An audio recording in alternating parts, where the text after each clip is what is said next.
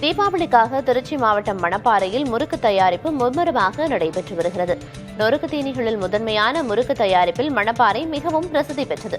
தீபாவளியை முன்னிட்டு அரிசி முறுக்கு, கார முறுக்கு, தேன்குழல் முறுக்கு, அச்சு முறுக்கு என காண்போரின் ஆவலை தூண்டும் வகையில் ரகம் ரகமாய் முறுக்குகள் தயாரிக்கப்பட்டு வருகின்றன. வாடிக்கையாளர்களின் விருப்பத்திற்கு ஏற்றாற்போல கடலை எண்ணெய் மற்றும் நல்லெண்ணெயில் முறுக்குகள் தயாரித்து தருவதாக உற்பத்தியாளர்கள் தெரிவித்தனர். தனிப்பட்ட முறையில் மாவு, எண்ணெய் இதில் வேறு எதுவும் சேர்க்காம, ஃப்ளேவர் சேர்க்காம, ஓமம், எள்ளு, ஜீரகமான இயற்கையான பொருளை மட்டும் கலந்து இதை பக்குவமான முறையில் செய்கிறனால இந்த அளவுக்கு இது இதாக இருக்குது.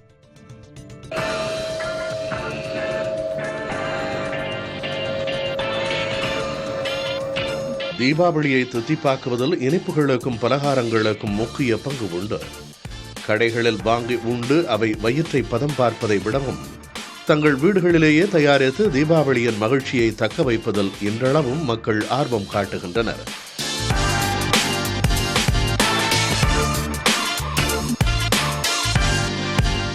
அப்படி வீடுகளில் பலகாரங்கள் தயாரிப்போரின் முதல் விருப்பமாக இருப்பது செக்கு எண்ணெய் வகைகள்தான். தீபாவளியை முன்னிட்டு புதுக்கோட்டை மாவட்டத்தில் மரச்செக்கு எண்ணெய் வகைகள் விற்பனை அதிகரித்திருக்கிறது. மரச்செக்கில் ஆட்டும் போது அவருடைய மிஞ்சி பணம் 30 டிகிரி செல்சியஸ் கூட வராது. ஆட்டும் போது பார்த்தீங்கன்னா கையை வச்சு புண்ணாக்கெல்லாம் தள்ளுவாங்க. இதே இரும்ப செய்யப்பட்ட ரோட்டரி மிஷினில் ஆட்டினீங்கன்னா கிட்டத்தட்ட 100 டிகிரி 120 டிகிரி செல்சியஸ்ல போகும். அப்ப அந்த இதை நீங்க தொடவே முடியாது.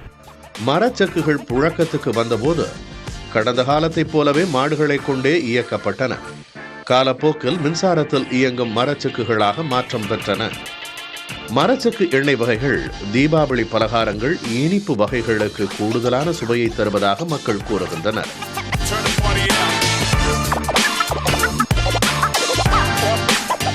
பாக்கெட்டுகளில் விற்கப்படும் எண்ணெய் வகைகளை விடவும் செக்கு எண்ணெய் ஆரோக்கியம் என்பது மக்களின் நம்பிக்கையாகும்.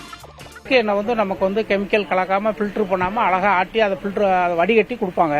அந்த எண்ணெய் வாங்கி யூஸ் பண்றோம். இப்போ வரைக்கும் செக்கு எண்ணெய் தான் யூஸ் பண்ணிக்கிட்டு இருக்கோம். மரச்செக்கு எண்ணெய் உற்பத்தியாளர்கள் பெரும்பாலும் உள்ளூர் வணிகத்தை சார்ந்திருந்தாலும் சமூக வலைதளங்களின் மூலம் வெளி மாவட்டங்கள், மாநிலங்கள், வெளிநாடுகள் வரை அவர்களுக்கான சந்தை விரிவடைந்துள்ளது.